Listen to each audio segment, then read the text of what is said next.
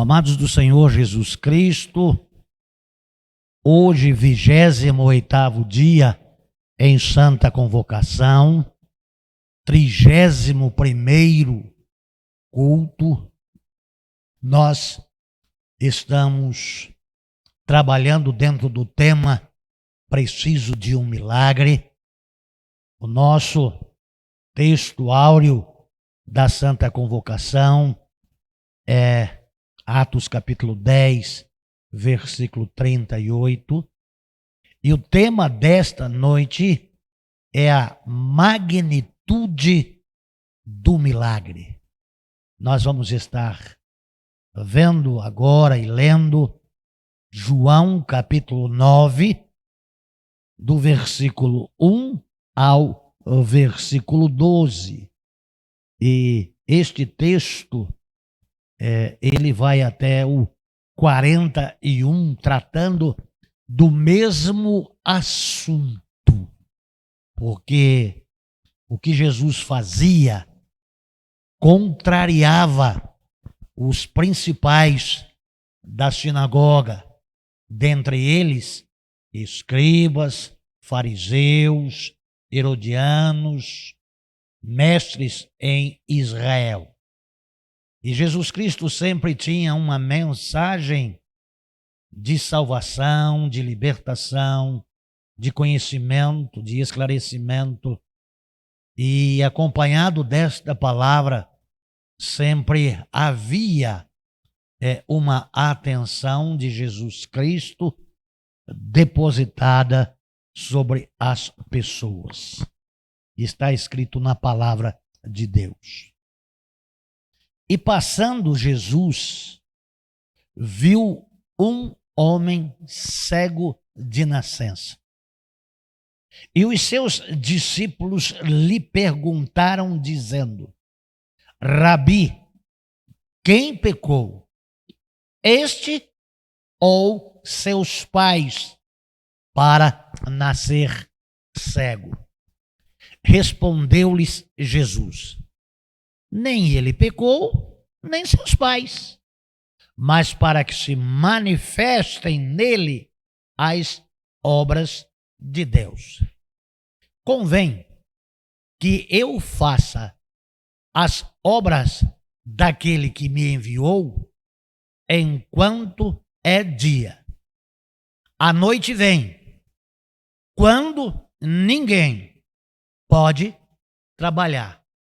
Enquanto estou no mundo, sou a luz do mundo.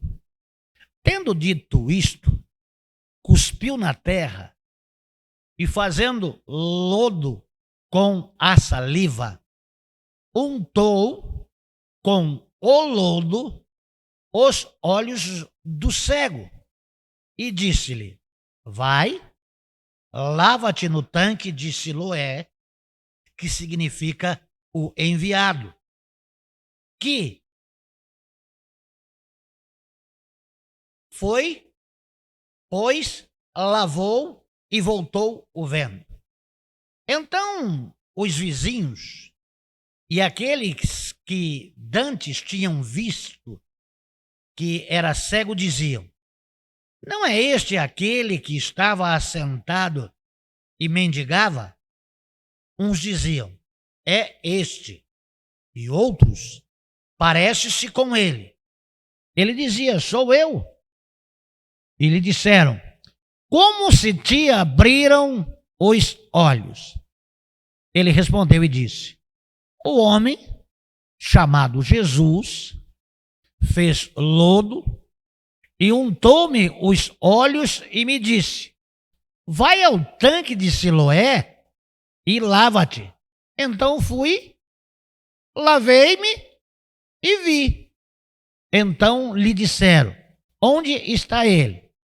E respondeu: não sei, Senhor. É uma palavra poderosa, miraculosa, de um alcance tremendo, magnífico. Porque além da cura, tem o ensino. O ensino da verdade que quebra paradigmas, doutrinas, crendices, enfim. Esta palavra, em especial, com o ensino de Jesus Cristo, mexe com toda a estrutura religiosa da época. Em tudo aquilo que eles criam ou que acreditavam, Jesus põe por terra, porque Jesus é a verdade. E mesmo contrariando a eles e correndo risco, Jesus é a verdade. E a verdade tem que ser dita. Então eu te louvo porque Jesus é a verdade que liberta. Jesus é a verdade que tira a cegueira física e a cegueira espiritual. Eu te louvo por isso, no nome de Jesus. Amém. O amados de Jesus Cristo, esse texto ele é muito longo. Ele tem ricos ensinos aqui. E isso aqui dá para trabalhar a semana inteira, só nesse texto. Dá para fazer algumas subdivisões nele, porque aqui mexe com muitas coisas. E o fato é de que este dia era um dia de sábado. Jesus passou, como Jesus vê todas as coisas, ele viu o homem cego, mendigo, e ele vê que esse homem é cego de nascença. Ninguém, em lugar nenhum, em momento algum, passando, olha para uma pessoa e sabe tudo sobre ela. Pois é, Jesus sabe tudo sobre você. E Jesus sabe tudo sobre todos. E Jesus ele conhece porque ele é o criador do homem. E havia, nos termos de Israel, na forma de crer dos israelenses, dos judeus, que as enfermidades elas eram em detrimento do pecado que alguém cometia. Então, se você casou e constituiu uma família e pecou contra Deus, Deus vai punir você no nascimento dos seus filhos. Então, cada situação de aleijado, de cego, de surdo e de mudo, tinha uma tabelinha que dizia: isso é em virtude do pecado que o pai fez, do que a mãe fez.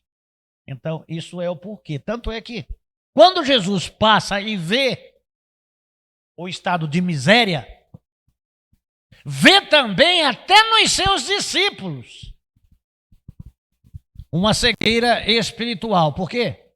Imediatamente os discípulos perguntam a Jesus: quem pecou?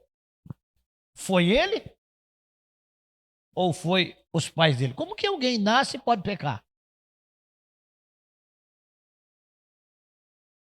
Por que Deus ia punir uma criança e da criança que sai o perfeito louvor, condenar essa criança à mendigância, à miséria?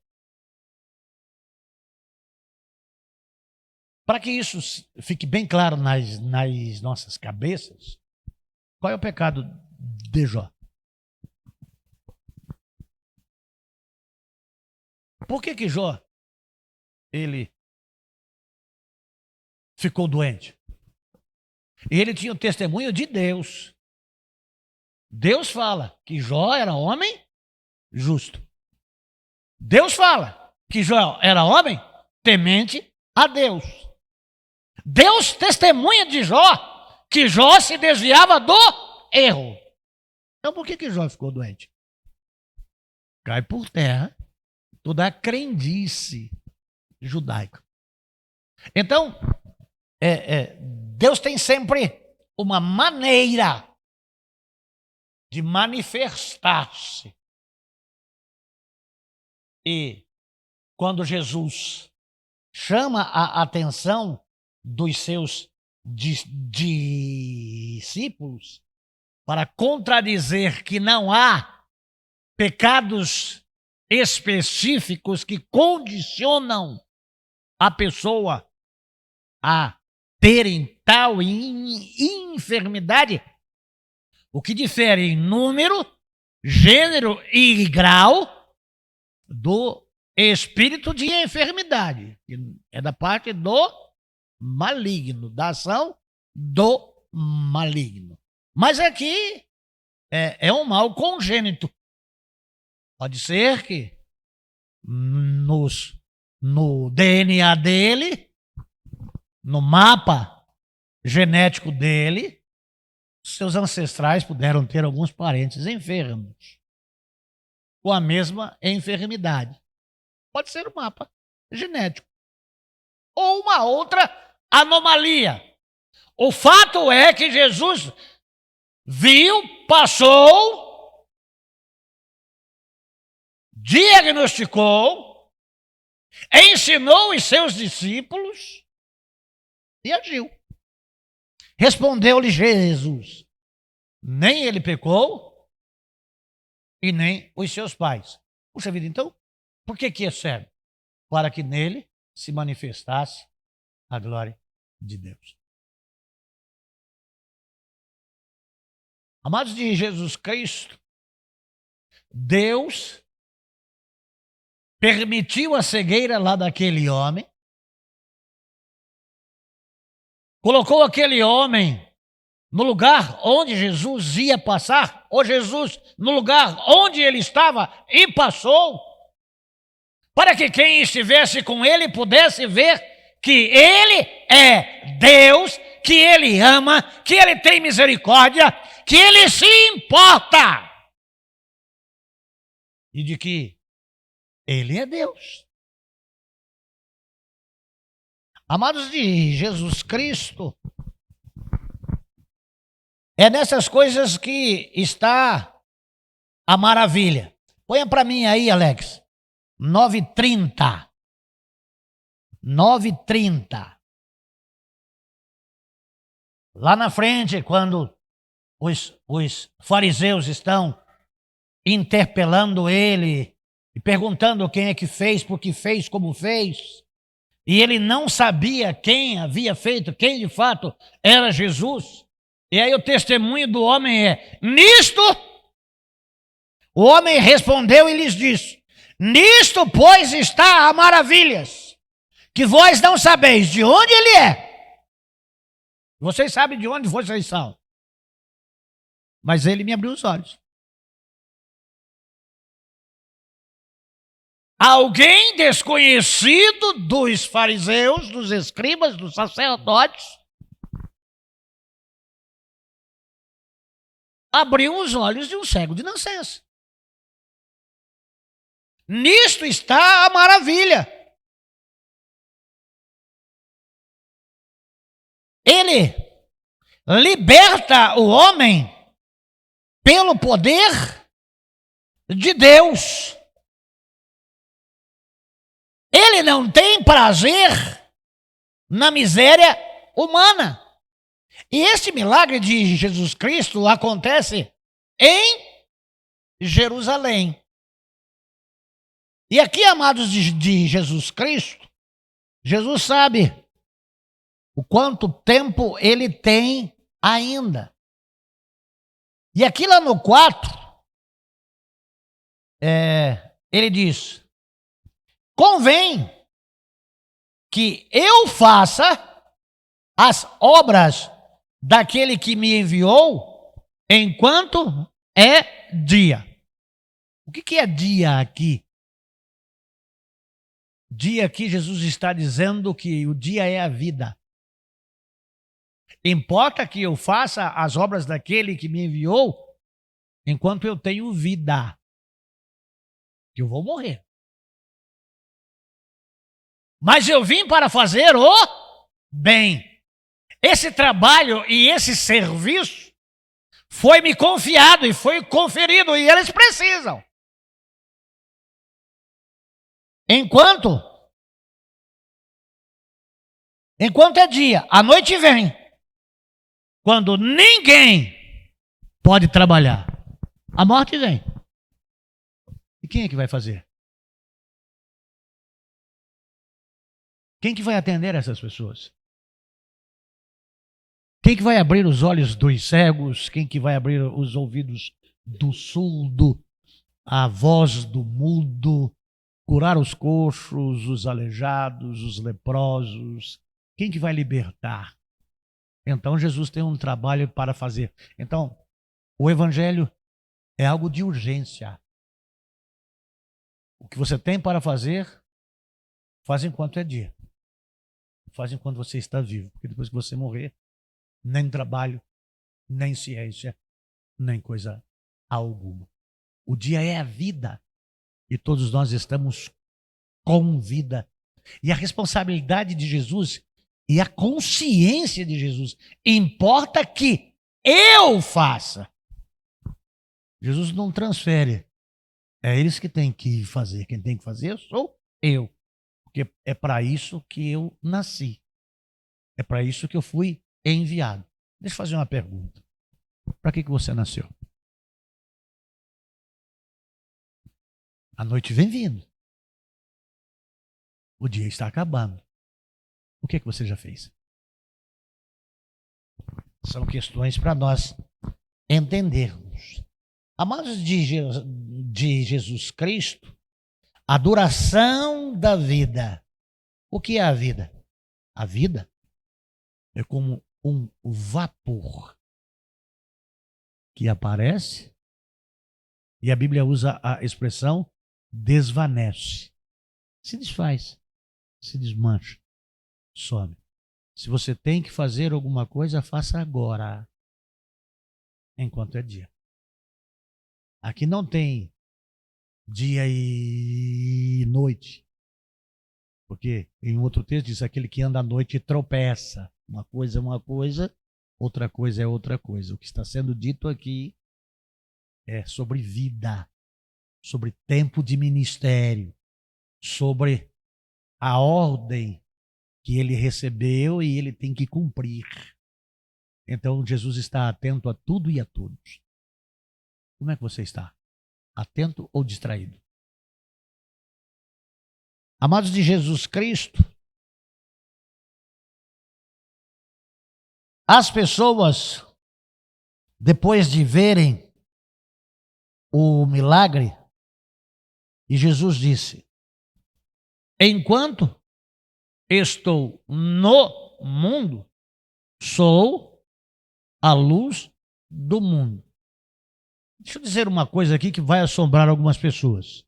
E a gente fala para o mundo, né? Isso tem repercussões.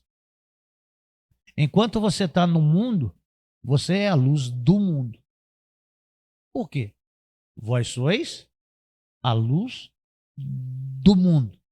Porque vivo não mais eu, mas Cristo vive em mim. Então, eu tenho Jesus, estou de dia e eu posso ver. E posso agir. Amados de Jesus Cristo, ele diz no versículo 5, sou a luz do mundo. Ele tem poder de realização, essa luz dele, para o mundo moral. Assim como o sol tem o poder para o mundo físico, o poder de Deus, a luz de Deus, transcende em brilho, em intensidade e em pureza. E amados de Jesus Cristo, ele agora vai dizer ao cego. E aqui, irmã Josineide, dá muito bem para ver o cego levando a sua mãe até os toioteiros. Porque Jesus disse: vai, lava-te no tanque de Siloé. Você acha que é um lugar simples e fácil. Onde estava o tanque? O tanque de Siloé estava debaixo do templo,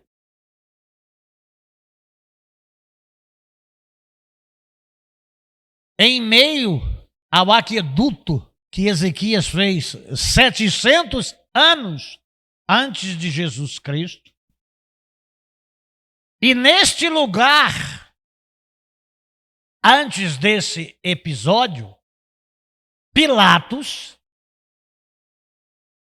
tinha mandado uma guarda ir para pegar alguns que eram levitas e que sacrificavam, mas tinham intenções políticas de ver Israel livre de Roma. E Pilatos, governador, mandou uma soldadesca que matou alguns levitas ainda fazendo sacrifício e se misturou o sangue dos levitas com o sangue do sacrifício. A gente vê isso lá em Lucas. Já já a gente vai estar vendo esse texto. E esse mesmo lugar havia uma torre que caiu e na sua queda matou 18 pessoas. E Jesus Cristo vai lá em Lucas falar sobre este episódio no 1 e 2. E o tanque de Siloé tem um sentido, tem um significado. Com todas essas coisas que aconteceram, o tanque de Siloé simboliza o sangue de Jesus Cristo que nos purifica de todo pecado.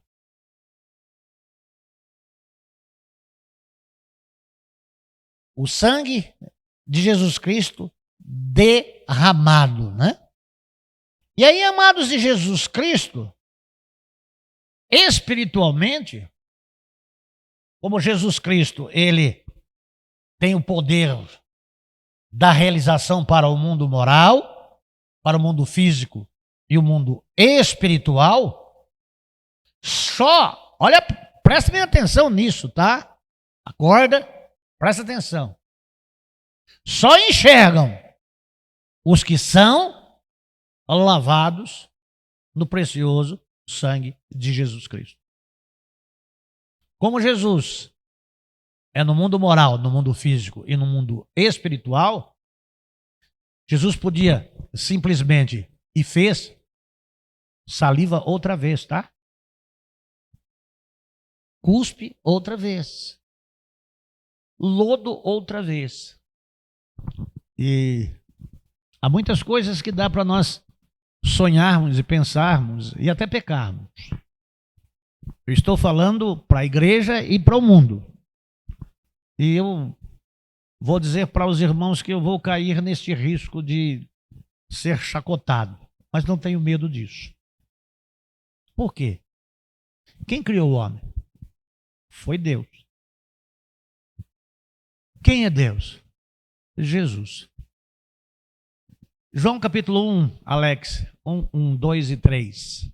João capítulo 1, 1, 2 e 3.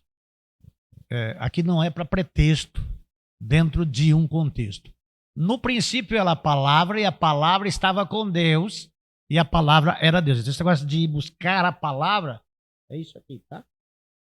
Isso aqui é Deus. É a palavra dele. Ele, a palavra, estava no princípio com Deus. Todas as coisas foram feitas, aí está através, mas é por ele. E sem ele, nada do que foi feito se fez. Façamos o homem conforme a nossa imagem e conforme a nossa semelhança. Do que o homem foi feito? Do pó da terra. O pó ele não dá liga. Alguma coisa precisou ser feita.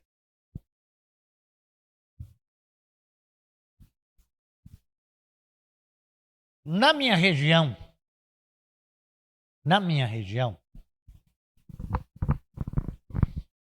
quando o filho se parecia muito com o pai, a pessoa dizia, ou com a mãe, né? É o pai cuspido e outra coisa. Não é essa expressão? Eu creio em um fluido de Deus que molhou o barro e deu forma ao pó. Então não me assusta de jeito nenhum de Jesus Cristo, Deus Salvador, que criou todas as coisas, tirar uma substância dele. Ele não foi lá no tanque. Ele fez o lodo e colocou nos olhos do homem. Só aquilo tinha poder para? Sim. Nós vimos outros milagres. Falamos sobre outros milagres da forma como ele fez. Mas isso tinha uma abrangência. Até o templo, até descer, até ir ao tanque, até lavar. E esse lugar onde as pessoas se lavavam debaixo do templo era para a purificação, para a Páscoa. Então tem muita gente. Então o que Jesus faz? Faz aquela pessoa que é conhecida,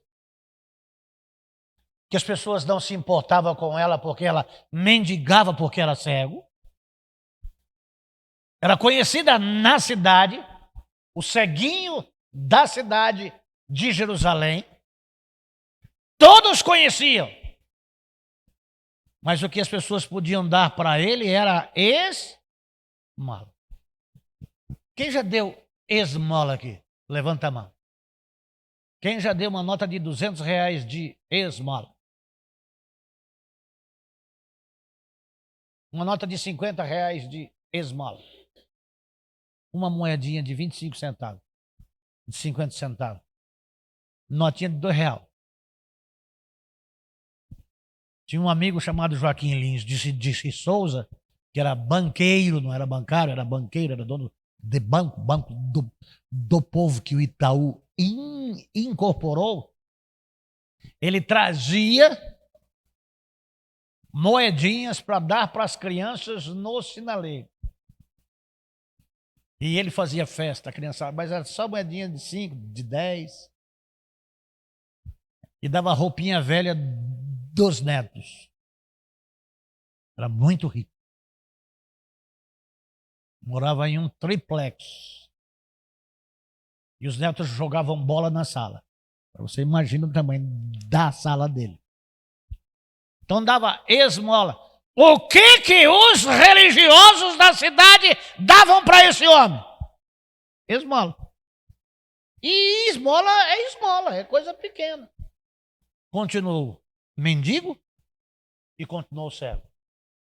Nunca ninguém olhou para aquele cego como Jesus olhou.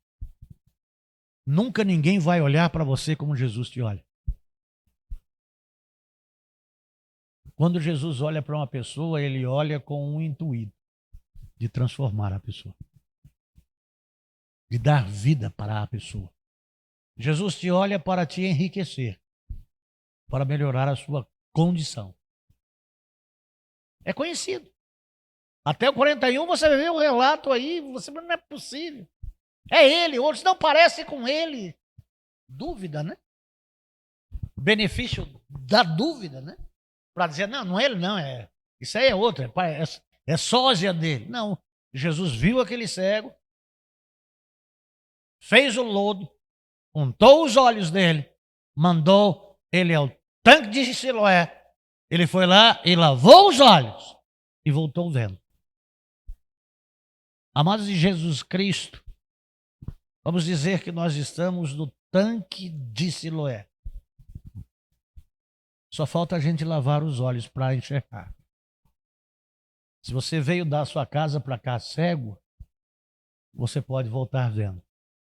Espiritualmente falando. Você não precisa depender mais de esmola de ninguém. Deus mudou a sua história. Agora você pode trabalhar. Agora você pode se sustentar. E é impressionante, amados de Jesus Cristo, que ele foi, lavou-se e voltou vendo. Todos os que estão limpos no precioso sangue de Jesus Cristo, todos os que estão limpos no precioso sangue de Jesus Cristo, enxergam. Amados de Jesus Cristo, o custo do milagre. Milagre tem custo? Tem. O que acontece com esse homem que estava mendigando a porta da cidade desde muito? É aquele que agora passou a ser o destaque. E aí, as pessoas vêm interrogá-lo. E no interrogatório ele diz, um homem cuspiu lá no barro, passou lá nos meus olhos, mandou eu ir ao tanque e eu... Não, esse cara não está falando a verdade, vamos lá chamar os pais dele. Chamou os pais. Conhece meu filho. Ele é cego ou não é cego? Ele é cego. Nasceu cego. Então como é que ele está enxergando agora? Eram pobres, mas eram sábios.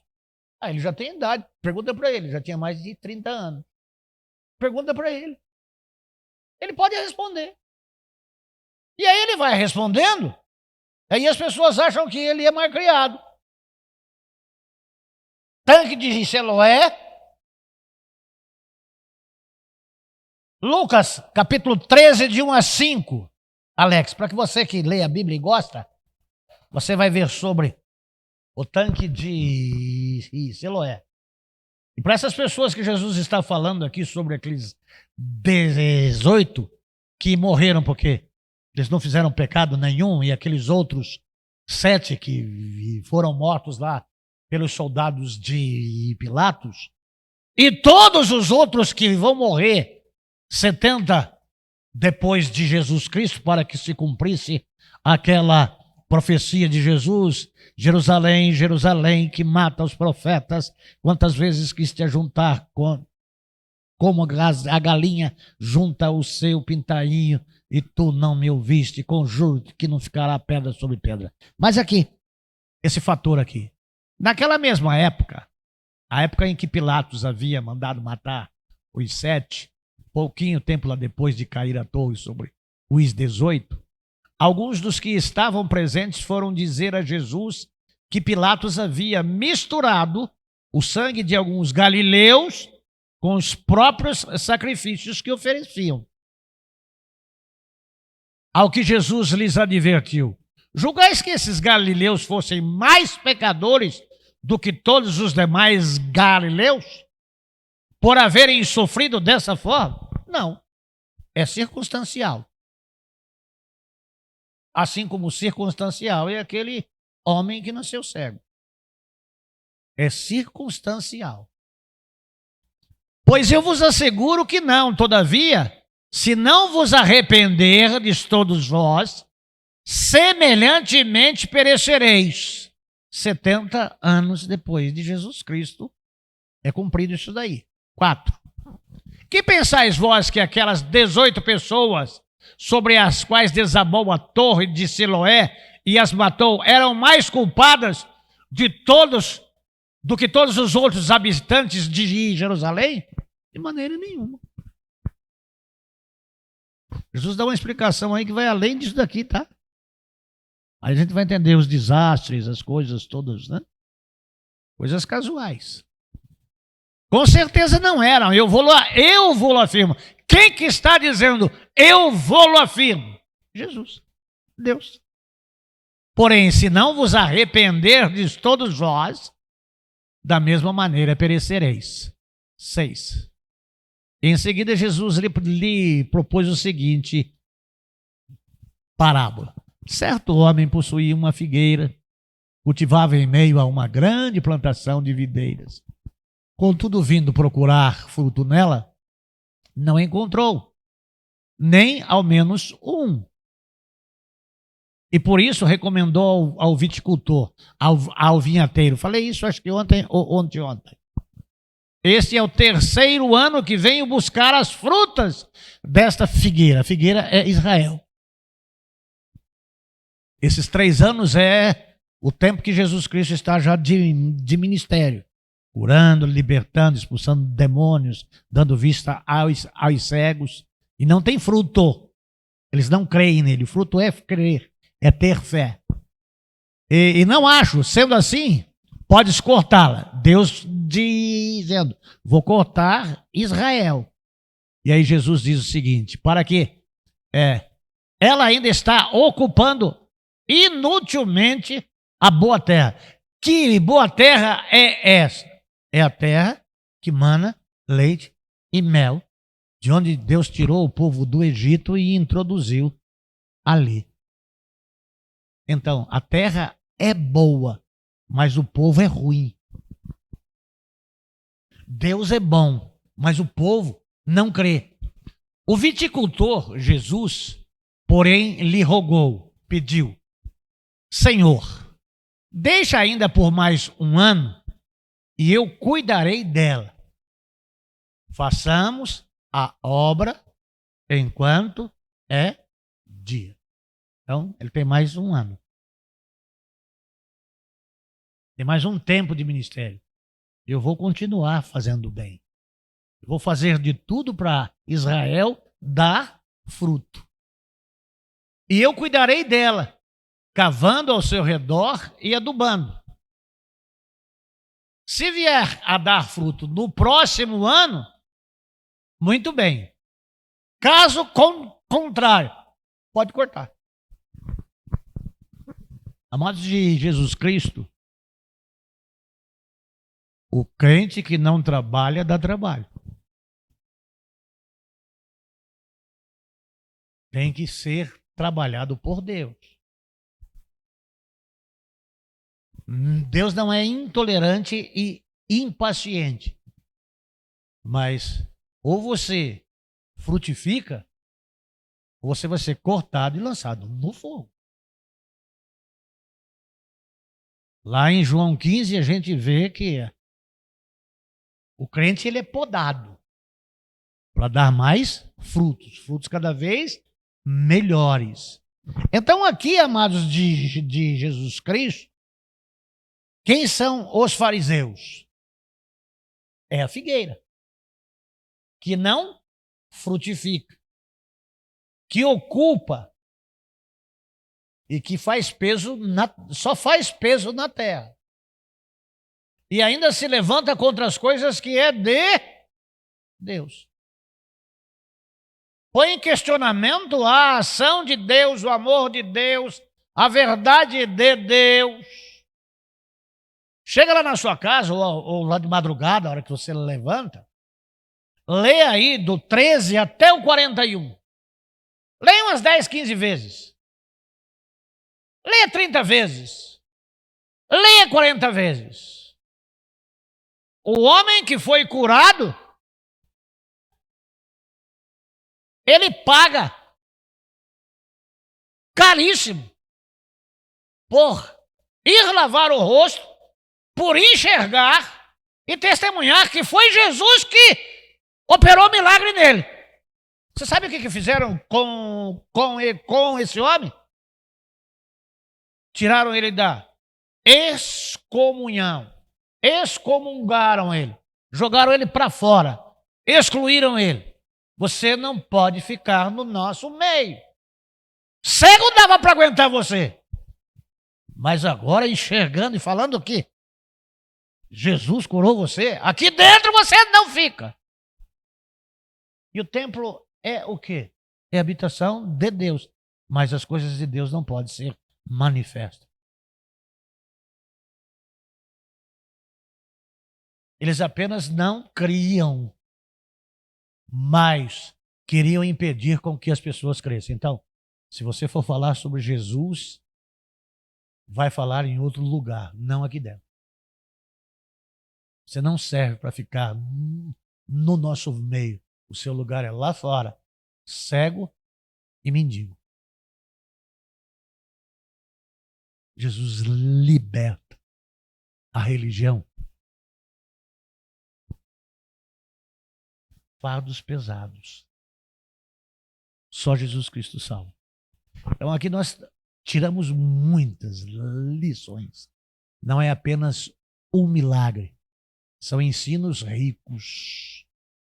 A nossa vida, o nosso tempo, a nossa missão e o preço para todas essas coisas. Nós podemos ser até excluídos. Lembra quando o pastor foi na nossa casa e disse: se em um mês você não pedir a sua carta, você vai ser excluído? Aí eu disse para ele: já é falecido. Ô pastor Zobed, você pode me excluir agora.